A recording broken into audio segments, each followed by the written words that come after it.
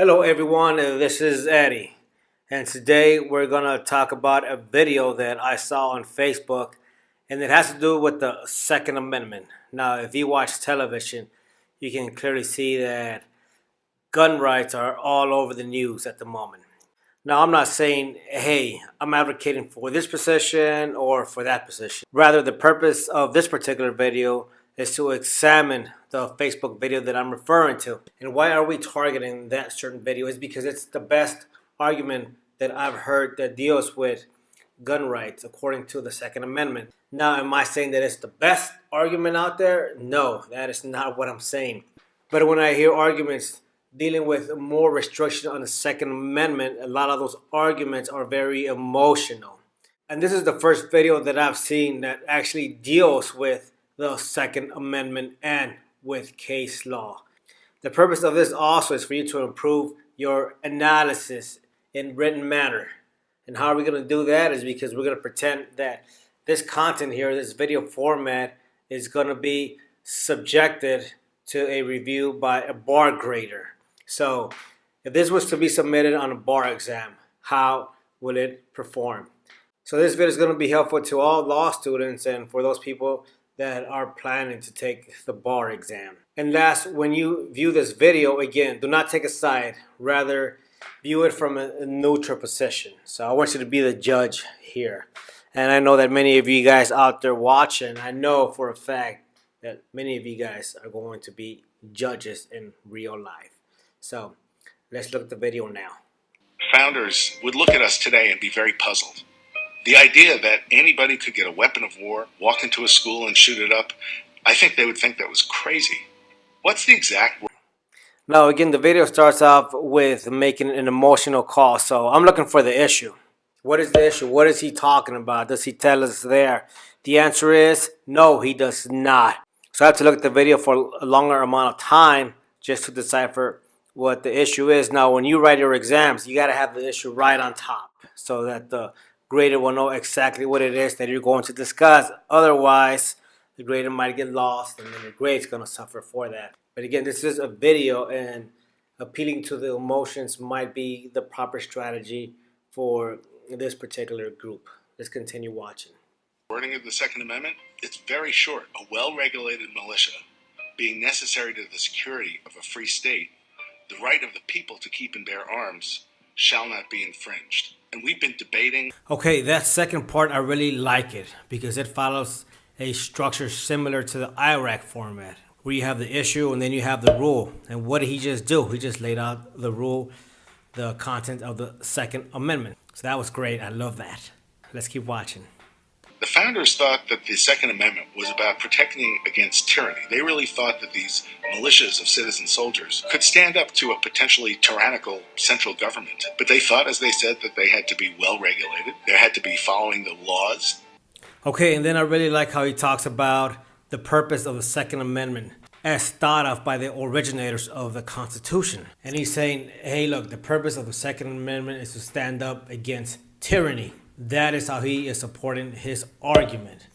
So what I want to see next is I want to see another argument along those same lines. Because remember, for IRAC, we have the issue, we have the rule, we have the analysis, and then we have a supporting argument that supports your position on that issue, and then it's followed by another argument that also supports, that strengthens your position on that issue. Does he do that? Let's find out. Back in the time of the founding, there were gun laws. For example, in Boston, you were not allowed to have a loaded gun at home because they tended to explode and set fire to the houses. In 1824, the Board of Regents of the University of Virginia voted to ban guns on campus. Who were these gun grabbers? Well, James Madison, who wrote the Second Amendment, and Thomas Jefferson, who wrote the Declaration of Independence. The founders would think the idea that you should arm everybody, and especially arm teachers, was crazy. And here actually is where we see his position on the issue. He's saying, hey, look, the Second Amendment is subject to regulation, but notice how it's hidden, it's deep within the content of his presentation. Again, you won't have the issue at the forefront. That should be like the first line. Here's the issue right here. Now, I didn't say the conclusion, so don't get that mixed up. I said the issue. And he's saying, hey, look, the Second Amendment is subject to regulation. And how do we know that? We know that because according to his argument, the writers of the Constitution, they also subjected the Second Amendment to regulation. How do they do that? They impose laws on the University of Virginia. And also he cites other examples, for example, in Massachusetts. So what he's doing here is he's strengthening his argument. So that's great. So far he has one argument that supports his position on the issue, and then a second argument, the one here about the founding fathers establishing regulation, that also supports his position on the issue. So far so good. Now, on an exam, you have the issue, you have the rule, and you have your argument, and then you have another argument. So this guy's doing a great job. So let's see what his next presentation is going to be about. The teacher would have shot the hell out of him before he knew what happened.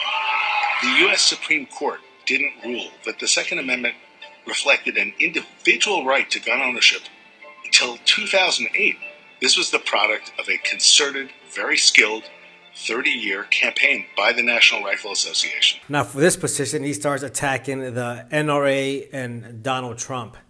He's saying there are groups out there that think that the Second Amendment should not be regulated, and here they are. What is that doing to his overall argument? It is still supporting his overall position that the Second Amendment is subject to regulation. So far so good. Now, what I want to see here is I want to see a counter argument. Now, that would really strengthen his position.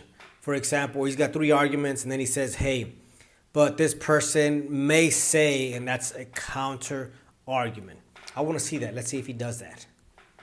To change how we saw the Constitution.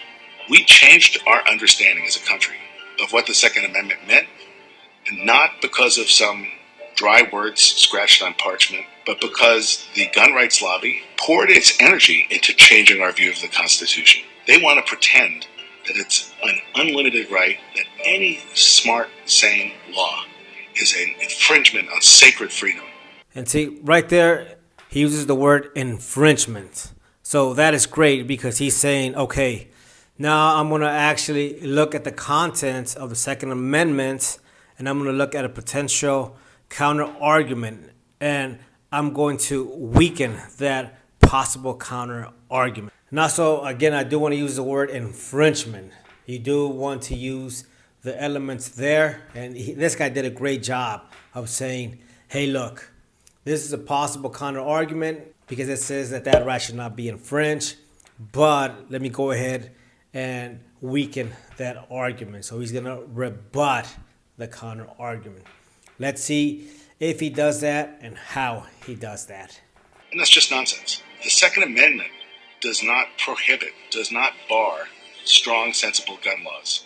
Only political will and the broken political system stands in the way of that. Now, he did do that. He did present a rebuttal to the possible counter argument. However, notice that it was very weak. He said that the cause as to why you have a counter argument is because of politics and a broken political system. But so what if it was weak? It was still a rebuttal to the counter argument. And on an exam, he would get full credit for that. Now, was there a conclusion? And I'm already seeing credits. So I don't see a conclusion here. So let's go ahead and do an overall presentation here. So an issue, did he have it? The answer is no. Did he have the rule? He did a great job of that. Now, did he have an argument? The answer is yes. I think he presented like 3 clear points.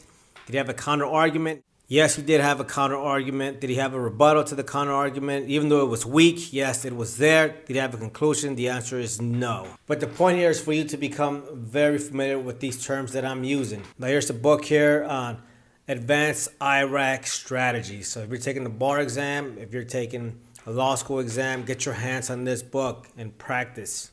So hope you enjoyed this video. Until soon.